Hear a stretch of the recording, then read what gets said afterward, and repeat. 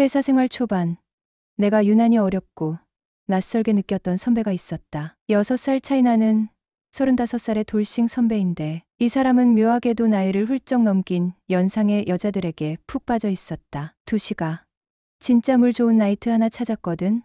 오늘 퇴근하고 형이 데려갈 테니까 따라와. 선배의 한마디는 내 일상을 뒤집어 놓는 시발점이 됐다. 처음엔 당황했다. 아니, 전 20대고요. 좀 더 젊은 여자가 좋아요. 거긴 좀 부담스럽네요. 이렇게 완곡히 거절했는데도 선배의 집요함은 대단했다. 야, 너 앞으로 회사 생활 힘들고 싶지 않으면 형 말 잘 들어야지. 오늘은 그냥 나 믿고 따라와. 맘에 안 들면 2차 안 가도 된다고. 심지어 술값까지 선배가 전부 내겠다며 나를 유혹했다. 결국 나는 고민 끝에 그의 제안을 받아들였다. 회사 생활 더 이상 꼬이고 싶지 않았고 어쩌면 그 나이트라는 곳이 어떤 세계인지 호기심도 생겼기 때문이다. 그리고 도착한 그곳은 30대 이상만 입장 가능이라는 엄격한 룰을 가진 어른들의 클럽이었다. 안으로 들어가자마자 나는 당황할 수밖에 없었다. 웬걸, 그곳에 모인 여성들은 나보다 단순히 나이가 많은 수준이 아니라 진짜 우리 엄마, 아니 이모뻘 되는 분들이 대부분이었다. 그 선배는 대뜸 내 어깨를 두드리며 말했다. 두시가, 여기 여자들은 다들 성숙미가 넘치고 애프터도 깔끔하다. 너도 한번 빠지면 헤어나올 수 없을걸? 형이 장담해 하며 웃었다. 처음엔 어색하기 그지없었지만 선배가 권하는 대로 술을 몇 잔 마시니 점차 적응이 됐다. 그리고 내가 살면서 한 번도 생각해 보지 못한 새로운 세계가 열렸다. 그렇게 몇 번 출입하다 보니 나도 모르게 연상의 매력에 서서히 빠져들었다. 그러던 어느 날 그곳에서 43살 유부녀를 만났다. 그녀는 동안 외모에 반전 있는 몸매를 가진 흔히들 말하는 전형적인 이씨 아줌마 스타일이었다. 그녀가 첫눈에 날 보며 말했다. 나 43살인데 괜찮아? 나이 차이 많이 나서 부담스럽지 않아? 솔직히 말하면 그 순간 살짝 떨렸다. 결혼도 하고 애도 있는 사람이긴 하지만 공한 외모의 귀여운 얼굴과 세련된 분위기는 자체로 압도적이었다. 나는 어리숙한 척 웃으며 대답했다. 아니요. 나이는 상관없어요. 지금까지 만나본 적은 없지만 괜찮아요. 그날 이후로 우리는 은밀한 만남을 이어가며 내가 살면서 경험하지 못했던 흥미진진한 순간들을 함께 만들어 가고 있다. 물론 선배가 말했던 연상의 매력에 빠지면 헤어나올 수 없다는 경고가 이젠 무슨 뜻인지 알 것 같았다. 지방에서 취업해 혼자 생활을 시작한 지 반년. 매달 월급이 통장에 찍히던 날의 설렘은 잊을 수 없다. 회식으로 기분 좋게 한 잔 걸치고 월세 30만 원짜리 풀옵션 원룸에 돌아와 씻고 침대에 눕자 피곤하면서도 묘한 공허함이 밀려왔다. 그날따라 괜히 혈기왕성한 20대라는 게 실감이 났다. 적적한 방에서 혼자 뒤척이다 보니 회사 선배가 자주 이야기했던 쿠킹클럽이 떠올랐다. 몇 번 선배를 따라간 적은 있지만 그때마다 형 취향은 좀 독특하네요라며 살짝 거리를 두었었다. 선배는 연상의 매력이라며 열변을 토했지만 강신하는 젊고 예쁜 여자들이 더 좋다고 생각했다. 그러나 막상 혼자가 되니 그 시끌벅적한 분위기가 생각났고 호기심과 외로움이 발동해 혼자 클럽으로 향했다. 밤 11시쯤 들어간 클럽은 생각보다 활기가 넘쳤다. 음악은 귀청을 때리고 조명은 눈부실 정도였지만 신나는 분위기에 괜히 기분이 들떴다. 몇 번 부킹을 했지만 기대만큼 잘 되지 않았다. 나보다 나이가 꽤 들어 보이는 손님들 사이에서 어딘가 어색했던 것도 사실이다. 시간이 흐르고 새벽 3시가 가까워졌다. 슬슬 파장 분위기였고 웨이터도 내 테이블에는 더 이상 신경을 쓰지 않는 듯했다. 그냥 그만 가야 하나 고민하던 찰나 웨이터가 마지막이라는 듯 손목을 잡고 온 여성이 내 옆에 앉았다. 손님, 마지막 부킹입니다. 즐거운 시간 되세요. 웨이터는 그렇게 말하고 사라졌다. 옆자리에 앉은 그녀는 40 초반쯤 되어 보였고 단정한 외모의 몸매는 살짝 통통한 편이었다. 그녀가 내 옆에 앉자마자 술잔을 들어 올리며 웃었다. 어머, 어린 총각이네. 이런 곳에 혼자 오는 사람은 잘 없는데 많이 고팠나 봐요? 예상치 못한 질문에 순간 말문이 막혔다. 하지만 당황한 모습을 보이긴 싫었다. 네, 조금 외로워서요. 하고 쑥스러운 웃음을 지었다. 그녀는 그 말을 듣자마자 가볍게 웃으며 내 술잔을 다시 채웠다. 호호호. 사실 나도 많이 외로워요. 우리 외로운 사람끼리 잘해보면 어떨까요? 그러면서 그녀가 슬쩍 몸을 내 쪽으로 기울였다. 그녀의 눈빛은 이상하리만치 진지하면서도 매혹적이었다. 순간 나이 차이가 느껴졌지만 그보다 더 강렬한 끌림이 다가왔다. 내가 잠시 주춤하는 기색을 보이자 그녀가 더 가까이 다가와 말했다. 괜찮아. 나이보다 어려 보이잖아. 그리고 솔직히 말해서 당신 내 스타일이야. 나는 무슨 마법에 걸린 사람처럼 그녀의 말을 부정하지도 밀쳐내지도 못했다. 속으로는 수백 가지 생각이 스쳐 지나갔다. 이거 괜찮은 걸까? 아니, 우리 막내 이모 나이랑 동갑인데 애도 둘이나 있다면서. 그러나 그녀의 웃음과 목소리가 모든 논리를 지웠다. 내가 잘해줄게. 아줌마랑 만나면 뭐가 좋은지 확실히 보여주겠다니까.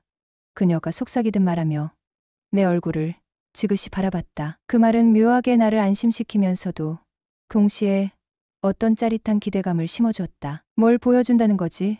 순간적으로 속으로 생각했지만 이미 그 질문은 필요 없었다. 그 순간부터 대화는 더 이상 중요하지 않았다. 그녀의 시선과 말투, 그리고 미묘하게 다가오는 몸짓이 모든 것을 대신했다. 나는 스스로에게 끊임없이 괜찮다고 다짐하며 그녀와의 거리를 좁히는데 주저하지 않았다. 지금 이 순간 나는 모든 고민과 상식을 내려놓고 본능에만 충실해지고 있었다. 그녀와의 시작은 단순한 호기심이었다. 하지만 이상하게도 그녀와 함께 시간을 보낼수록 그녀가 조금씩 내 마음속으로 스며들었다. 그녀는 나의 외로움을 채워주었고 내가 알지 못했던 따뜻함을 느끼게 했다. 그렇게 우린 6개월을 만났다. 그녀는 가끔 반찬을 만들어 내 원룸으로 가져왔고 틈나는 대로 찾아와 함께 시간을 보냈다. 어쩌다 보니 나도 그녀가 없으면 허전해졌다. 내 좁은 원룸이 그녀와 함께 있을 때는 마치 세상의 중심처럼 느껴졌고 그 안에서 나는 정말 행복했다. 하지만 그 행복이 오래가지 않을 거라는 걸 운명은 늘 예상치 못한 방식으로 깨닫게 한다. 약 한 달 전 우리 회사에서 야유회를 가기로 했다. 1년에 한두 번 있는 단합대회였다. 사장님부터 협력업체 사장님들까지 모두 참석했고 부부 동반으로 온 사람도 많았다. 나는 그저 동료들과 어울리며 평범하게 시간을 보내고 있었는데 협력업체 중 한 사장님이 다가왔다. 이 사람 내 와이프야. 그의 옆에 서 있던 여자를 본 순간 숨이 멎을 것 같았다. 그녀였다. 내 여자친구. 순간적으로 우리 둘의 눈이 마주쳤다. 그녀도 나만큼 놀란 눈치였다. 시간이 멈춘 것 같았다. 그러나 이내 그녀는 아무 일 없다는 듯 미소를 지으며 남편의 팔짱을 끼웠다. 나 역시 마치 처음 보는 사람인 것처럼 어색하게 고개만 끄덕였다. 그날 밤 펜션의 공기는 묘하게 무거웠다. 그녀와는 일부러 눈을 마주치지 않으려 했다. 식사 자리에서도 레크리에이션 시간에도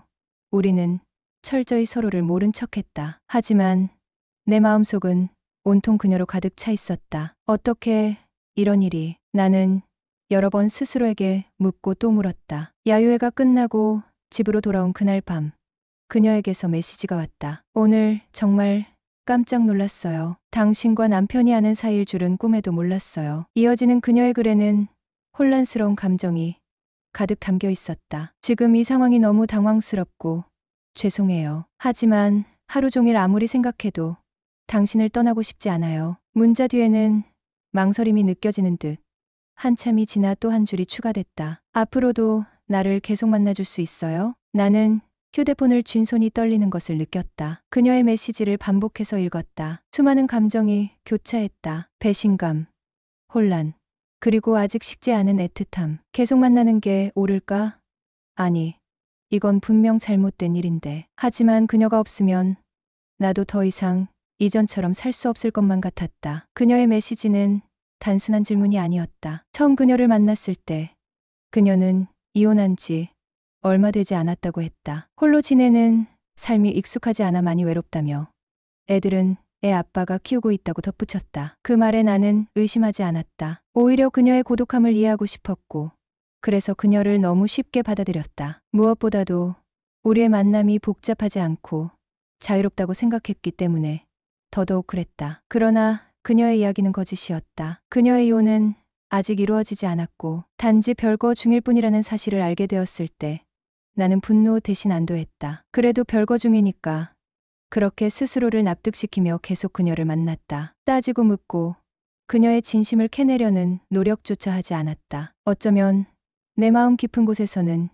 진실을 알게 되는 게 두려웠던 건지도 모른다. 그녀가 내 곁을 떠날까 봐 나는 모든 걸 덮어두고 싶었다. 하지만 이번에는 달랐다. 야유회에서 그녀를 만난 순간 내 세상은 무너졌다. 그녀는 멀쩡한 남편과 나란히 서 있었고 웃으며 인사를 나눴다. 이 모든 것이 거짓이었다는 걸 그제야 완전히 깨달았다. 왜 그랬을까? 왜 나는 그녀를 믿으려 했을까?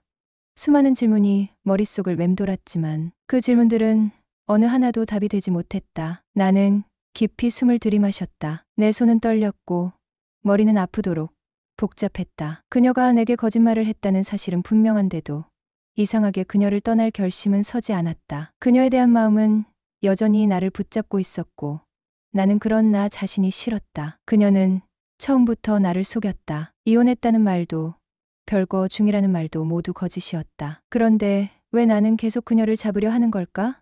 나에게 남은 건 무엇일까? 마지막으로 그녀의 메시지를 한 번 더 읽었다. 그리고 결국 답장을 보내지 못했다. 이제는 내가 그녀를 포기할 수밖에 없다는 것을, 스스로를 위해서라도 이 관계를 끝내야 한다는 것을 알았다. 그녀는 내게 행복을 주었지만 동시에 이 모든 고통의 시작이기도 했다. 나는 그녀를 사랑했지만 이 사랑이 더 이상 내게 남아서는 안 될 이유가 너무나 분명했다. 그리고 지금 나는 그녀와의 마지막 추억이 되어버린 그 야유회 밤을 되새기며 홀로 앉아 있다. 그녀를 사랑했지만 나는 이제 그만 그녀를 놓아야만 한다. 앞으로의 삶은 어떻게 될지 모르겠지만 그녀와 함께하는 것은 더 이상 내 선택이 될 수 없다는 것을 이제는 안다.